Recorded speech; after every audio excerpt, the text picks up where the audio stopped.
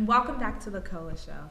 All right, guys, so we've had some pretty interesting conversations about balancing, like coming back into the workforce and integrating and networking and following through with your networking because it's extremely important to do so. Most people don't.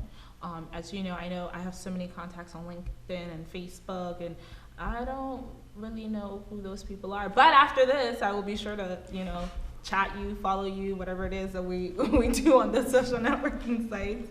Okay, so guys, rounding up our conversation, I want to talk about time management. I suck at this. I don't know about you, but I'm horrible with time management. I have a full-time job. I am also a contractor, and I also have this. And you would think that with having so many different, opportunities and so many different projects, I would know how to manage my time. But I find myself waking up first thing in the morning and wanting to spend the first 2 hours of my life on Instagram. Like, how do you manage your time? I have no idea how to do so. Fatika, please, how do you do it? So I'm probably the worst person to even ask this question, but let's see. I'm a procrastinator, so I've learned that I need to better manage my time. So I use Google Calendar for like everything, like even the smallest task, like go to the post office, I put it in Google Calendar because that's the only way that I'll get things done. So that's how I've learned to manage my tasks. Just like keeping a to-do list and then putting it into Google Calendar, I've been able to better manage my time, but it's still not good. So right. Yeah. No, I'm with you. I can write everything down on every single sticky note, everything. I don't know. I don't know what's going on in my life right now. I should get my life, but I don't know. Sirs, you are the CEO. You have to know how to manage your time. Like, come on, you got to be the one to help us out with this. The reason I started out getting really good at managing my time, yes, is because I'm a CEO, but because back in the day, I used to be able to wing a lot of things in the last minute. Like I used to, even if there was in school, there was a test, I used to wait the night before to study. It drove me nuts, right? So what I started doing now is I actually have a weekly planner that actually helps me out a lot. And I have to go over it on Sunday. So every Sunday I make a weekly planner between all my business stuff and my personal. And my motto is if I really believe it's important, then I'm going to write it down. If I don't think it's important, I'm not going to write it down. But I literally write everything. I write down birthdays on my weekly planner. I write down just in case if I have to say hi to my mom on the weekly planner. If I have to buy a present, I write everything down because this was very important to me. And I travel everywhere with it, so that way I always stay on time and with my schedule. Right, and like if you have to pencil in, make sure you watch the K.O.O Show on YouTube. Put that into your planner. Shameless plug. All right, Frank, so how do you manage your time? So I think there's a recurring theme here, and that's organization. So at the end of every Friday, for example, I empty out every email in my inbox. I put it in a folder, and I use technology, use an app that I can get on any device I have, and set high priority, medium priority, low priority for what I need to get done. And when I wake up every single morning, that to-do list is always there. Because one of the things when you work for really big companies, you get a lot of what I like to call chatter. So you're imagining you're a jet pilot and you're trying to land and get what you need done. Right. And so you get brought into a lot of meetings that aren't really relevant to productivity, and you get a lot of chatter for other things that you need to do. Read this, take a look at this article, can you help me out with this? But at the end of the day, you're measured on your performance. And what you're measured on, you need to make sure you can deliver on. And so sometimes you just gotta turn that chatter down a little bit and focus on what you need to get accomplished. No, I agree. Sometimes it's not the best thing to come home from work and watch Love and Hip Hop Atlanta, okay? Sometimes you just have to do your work and turn off television and turn off social media and really, really focus. And there's so many more distractions in this. I feel like there's a lot besides just, technology and wanting to stay connected and having to stay connected and be tweeting and following and liking and disliking and all this other stuff that we almost kind of forget about our own personal life, and that sometimes could be a distraction. Like, how do you balance your professional life and your personal life? How do you make Bae happy but also get a big check at work? Like, how do you say hi to mom and dad but also have time for yourself or time to go out with the boss and do all this networking that you must be doing? Like, how do you balance that? Sirs, I know you have so much going on being a CEO and then obviously having friends. Mhm. You know, it's always nice to have friends. Yeah. How do you balance the two? The way I balance it too, I've gotten really good at literally having like quality time. I think that's what happens. A lot of people just spend time together. They do nothing that's really productive. So even if I had to spend time with the friends, right, the wife, what I have to do is make sure I'm spending actually quality time, have it on the schedule, like, okay, from this allotted time, this is where we're going to spend time. And I do that every single week. And what it's done for me is made my personal life a lot less hectic, right? Just because of the fact it goes back to planning again. I just plan for that because I don't want to. There's a lot of stuff I like to do in my personal life, and it's been working really well for me. Right. So just like how you have to plan ahead with time management, you also have to plan with family. And I know it kind of sucks to say that, but it's the 21st century. We live in a fast-paced world. You know, I can have a friend call me and say, hey, Yinka, let's go to brunch. I say, okay, wait, I have to check my calendar.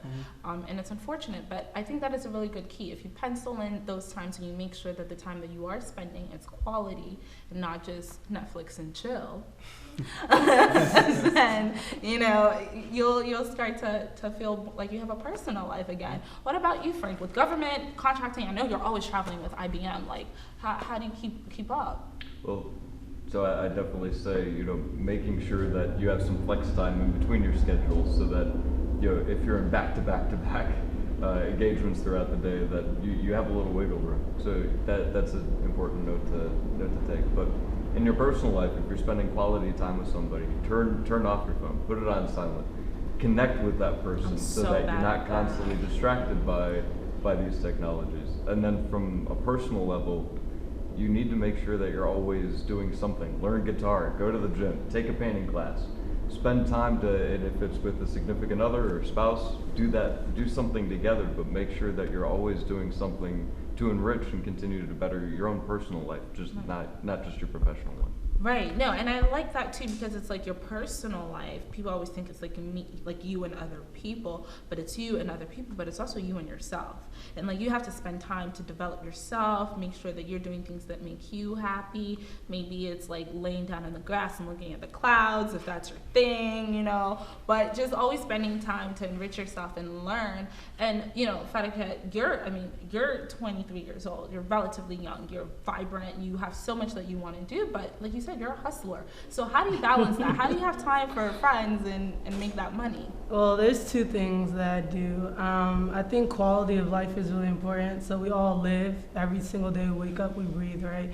But I think everyone's quality of life is different. So I work in Virginia, but I live in Silver Spring, Maryland. So before I changed my schedule, on any day I would spend at least 2 hours coming home in traffic and about an hour going to work in traffic. So I changed my schedule from 8 to 4, so it would limit the amount of traffic that I had. And I told my boss when I was explaining to him, I was like, if I do this, I can go to the gym again, I can make dinner when I get home, so I'm not going out to eat after work, and I had to explain my issue to him. So that's one thing that I did to improve my quality of life.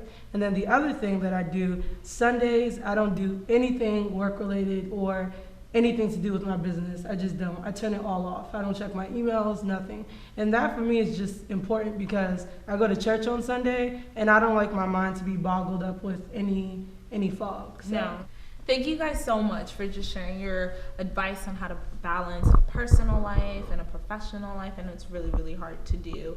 I've learned some really great advice from you, and I know that my audience will learn from your tips. I've asked each and every single one of my panelists to come here and give you guys special tips to help you navigate, you know, the real world and navigate whether you're coming straight out of college or you've kind of, you know, been out of college for a little while, you want to get back in. So stay tuned. We'll be right back with more K.O.O Show.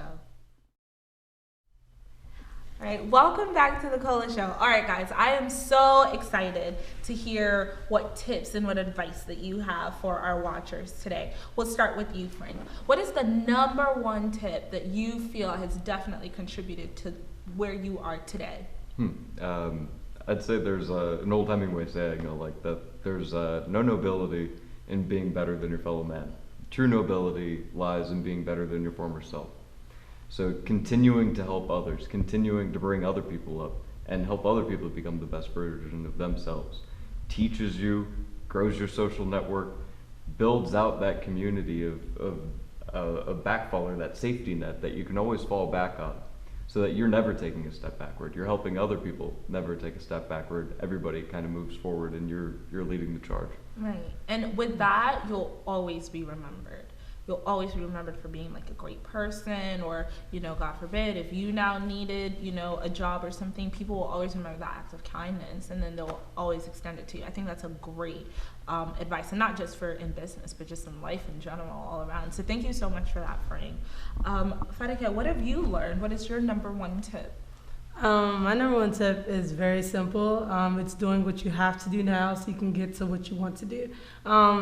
Even in high school, I used this. Like when I was staying up till 3 a.m. to finish papers, or just staying after school to get stuff done, I always use that tip. And I think it has made me successful because I did well in college, like pulling all-nighters. I could list so many things, but using that simple tip has definitely gotten me to where I am now. No, and I, for one, I definitely agree to that, and I relate to that, because I feel, especially with our generation, when we're 22 years old, we all kind of feel like entitled, like, oh, I need to have this, or like, this should be mine, or I should be able to do the bare minimum and then, you know, get you know, the best. And no, sometimes you really have to put in work, and sometimes you have to do things that you don't necessarily want to do, and it's not easy for you to do, but you know that if you do it, that resonates with, you know, your boss or your fellow person, and that would definitely help to propel you to the next stage of your life. So thank you so much for that.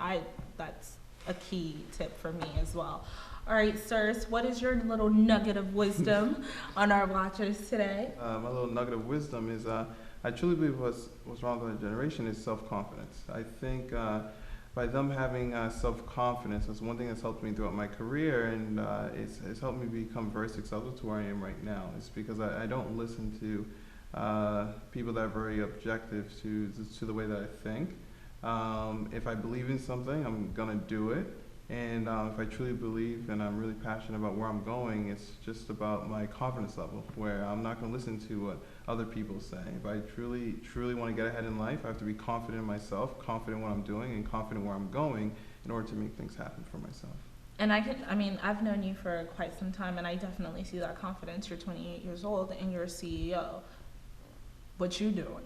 But it's like that, you know, and I see that. I think it's really important, especially where sometimes in life we're perpetuated by fear, like, oh, what if it doesn't work out? What if I'm not successful? Like, what if I'm a bomb? But what if it's awesome? What if you're great? What if you're a leader? What if you are an innovator? What if you inspire people? What if you become a boss? Those are other things that I think we need to tell ourselves, and those are other questions that we need to ask ourselves. So thank you for that. And thank you all for being on my show. Thank you all for being on the pilot show for the K.O.O show. I know it's a bit of an experiment, but this is exactly why I wanted to do this show, to always leave people with a positive message, and to always feel like they've learned, you know, to feel like whatever couple of minutes that you spent here with us and you spent here with my panelists, I really truly hope that we have been able to contribute to you and to just have you thinking. Maybe you don't go out tomorrow and start your own business, but that you understand that where you are now, it's not the end all be all. Like, you know, if you just got out of college and you're still trying to find a job, like, that's not the end. There's so many different paths. There's so many great things still waiting to happen, and you just have to keep going there and just keep navigating the real world and just keep navigating through life. So thank you all once again for being here. Thank you for watching, and I hope that you click on the link below. And remember, only the brave get to live the life they love. Thank you so much for tuning into the K.O.O show. I hope you've been entertained, informed, and or touched in some way. If you liked any part of what you've seen today and would like to see more content from us in the future, please click on the link below to show your support. Eleanor Roosevelt once said that the future belongs to those who see the beauty of their dreams. I believe in this dream, and with your help, it can become a reality. Thank you for your time, and don't forget to subscribe. And remember, only the brave get to live the life they love.